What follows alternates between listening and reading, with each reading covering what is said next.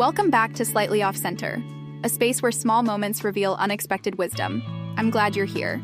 Today's reflection is called, What Do You Expect? When leaves started to turn yellow this fall, I expected to feel cozy and settled. Instead, I felt restless. The new addition to our house, Bubbles, a toy poodle, has flipped my expectation of dog ownership upside down. I used to have a German Shepherd and a Husky, so I thought I knew what I was doing. But with a toy poodle, my expectations were ridiculously high. He should learn tricks within a few tries. He should respond to my commands.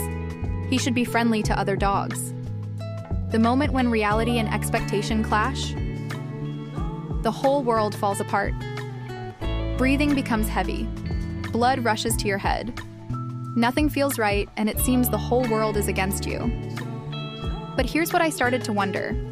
Why do we have expectations at all? How do they form? Maybe it's because of how we categorize everything. When we see clouds in the sky, some people see dinosaurs, while others just see white blobs floating by. Our subjectivity shapes our experience. If everyone sees things differently, does that mean our experience, our perception, our sensory impressions aren't static or universal at all? One day, I was watching Bubbles tilt his head, waiting for another command. I realized how my own mind kept naming and judging, clever, stubborn, toy poodle, until I remembered a Sanskrit word, Samata. It's the concept where things are equal and interconnected at various levels. If all things are interconnected and constantly changing based on conditions, then what we actually see or experience doesn't reflect the true nature of the object. The experience is purely shaped by words, by adjectives, by our own ideologies. What if we could remove the packaging? Remove all the words that describe sensations, feelings, emotions. What would we actually see? Take my dog as an example. What do I see in him? Perhaps just a dog. Or further, just an animal. An animal who doesn't speak human language, who's living within this system, affected by the weather, by the air quality, and by the food they consume. When I remove the tags, toy poodle, lapdog, smart breed, it's just a dog at the end of the day. Thich Nhat Hanh said it perfectly in The Diamond That Cuts Through Illusion. The moon might be full or crescent, bright or hazy, appearing or not appearing, but the moon itself doesn't have any of these qualities. The moon is just the moon. All phenomena are equal. Expectations are like labels we use to categorize objects and experiences.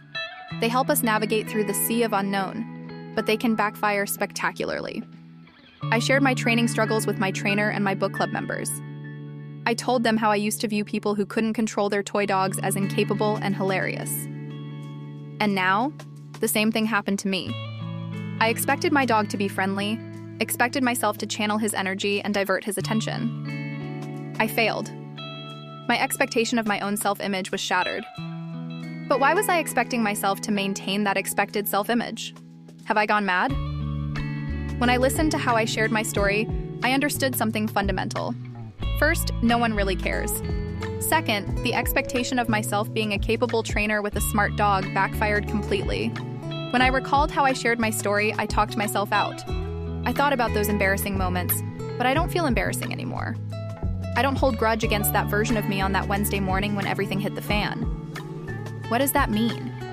Thich Nhat Hanh mentions this in his books repeatedly. Nothing is truly independent. All these causes and conditions had to align for a moment to happen. Perhaps expectation is how our brain pre-maps all the scenarios. But for anything to actually happen, all these causes and conditions have to align. In reality, a small glitch can throw everything off. And that's what causes anxiety and negative emotions.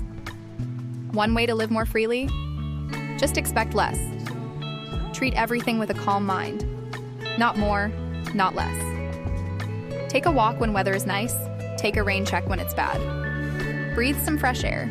Feel how the crisp air goes through your nostril and exits. Focus on what's actually happening right now, rather than what you expect to happen. The breath coming in and out. The sensation of air. Not controlling, just noticing. The leaves are still turning outside. I breathe, and for a moment, everything feels exactly as it should be. If this reflection resonates, subscribe to Slightly Off Center. I share weekly thoughts on perception, expectations, and the quieter questions that shape us.